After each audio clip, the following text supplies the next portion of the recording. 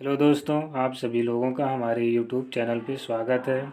आज हम सब लोग हिंदी के अन्य वर्ण का अध्ययन करेंगे। अन्य वर्ण मतलब ये होता है जो अयोगवाह वर्ण हैं या संयुक्त अक्षर हैं या ताड़नजात वर्ण हैं, इनके बारे में हम अध्ययन करेंगे। पहले देखते हैं अयोगवाह।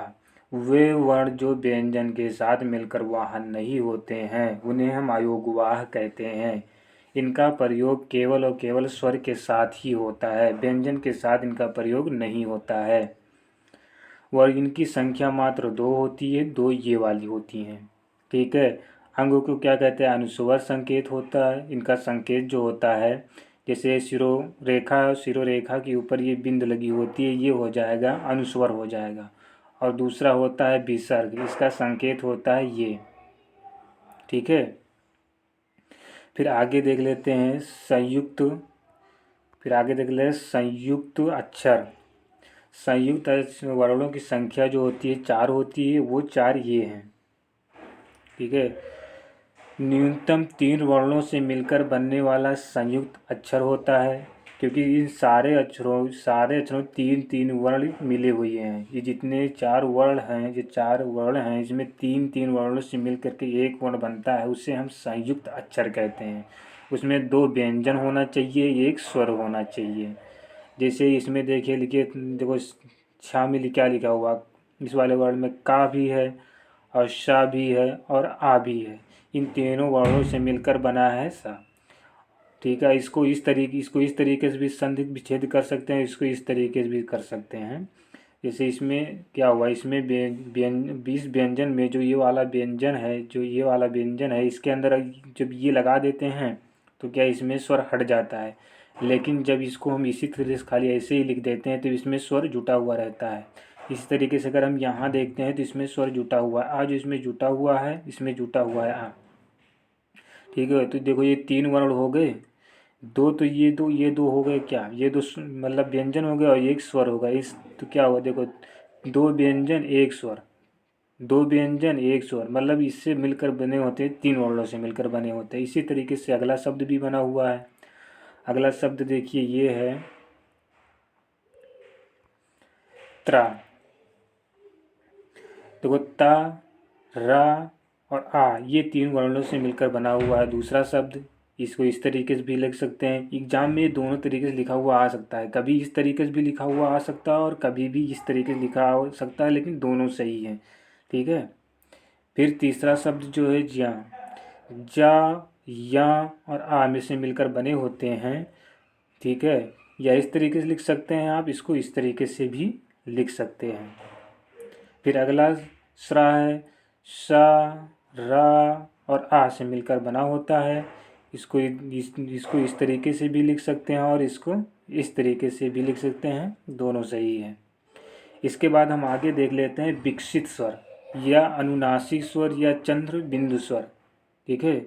विकसित स्वर, अनुनासिक स्वर, चंद्र बिंदु स्वर, इनकी संख्या मात्र एक होती है। विकसित स्वर इसे इसलिए कहते हैं क्योंकि ये संस्कृत में नहीं थी। जब जब संस्कृत विकसित हुई थी, संस्कृत में नहीं थी ये, बाद में जब हिंदी का विकास हुआ तब ये स्वर आया है, इसलिए इसे हम विकसित स्वर कहते हैं। ठीक है। और चंद्र बिंदु इसलिए कहते हैं कि ये चांद जैसे दिखाता है और एक यहाँ पर बिंदी रहती है, चंद्र जैसे दिखता है, इसलिए हम चंद्र बिंदु इसे कहते हैं। और अनुनासिक इसलिए कहते हैं कि जब बोलते हैं तो इसका जो हवा जो होता है मेरे नाक से भी निकलता है, इसे हम अनुनासिक इसलिए कहते हैं। ठीक है। इसके बाद आ जाइए ताड़नजात चिन्ह या उच्छिप्त चिन्ह। इन वर्णों की संख्या मात्र दो होती है, जो टावर के ये दोनों वर्ण होते हैं। इनको हम विकसित व्यंजन भी कहते हैं। अब हम आप लोग को ये बहुत महत्वपूर्ण बातें बताने जा रहा हूँ, इससे आप लोग ध्यान से सुनना, और ये आपके जब तत्सम और तद्भव वाले शब्द आएंगे उसमें आपको ये हेल्प करेगा। ये देख लीजिए, जब ये चंद्रबिंद लगा हुआ किसी भी शब्द पे आ जाएगा तो वो हमेशा का हमेशा तद्भव ही होगा, हमेशा तद्भव होगा। और जब ये दोनों शब्द आ जाएंगे प्रयोग किए हुए किसी भी शब्द में, तो वो हमेशा हमेशा कौन सा होगा? तद्भव ही होगा। ठीक है। और ये जो ताड़नजात या उच्छिप्त या विकसित व्यंजन से इनसे कभी भी कोई भी शब्द शुरू नहीं होता है। ठीक है। फिर आ जाइए विदेशी स्वर। विदेशी स्वर हमारे पास जिसे विदेशी स्वर या आगत स्वर कहते हैं, इससे हम अर्ध चंद्र बिंदु भी कहते हैं या मेहमान स्वर भी कहते हैं। मेहमान स्वर इसलिए कहते हैं क्योंकि इसको विदेशों जैसे कोई बाहर से आता है उसका हम स्वागत करते हैं, मेहमान कहते हैं, तो ऐसे इसी तरीके इसको भी कहते हैं क्योंकि ये बाहर से लाया गया है दूसरी भाषा से, इसलिए मेहमान स्वर भी कहते हैं। इसमें क्या रहता है, अर्ध चंद्र बिंदु ऐसे रहता है, एक शिरोरेखा होती है, शिरोरेखा के बिंदु में ऐसे एक चंद्र बिंदु होती है। ये इंग्लिश भाषा से लिया गया है, इसलिए इसे हम विदेशी स्वर कहते हैं या आगत स्वर कहते हैं या अर्ध चंद्र बिंदु कहते हैं या मेहमान स्वर कहते हैं।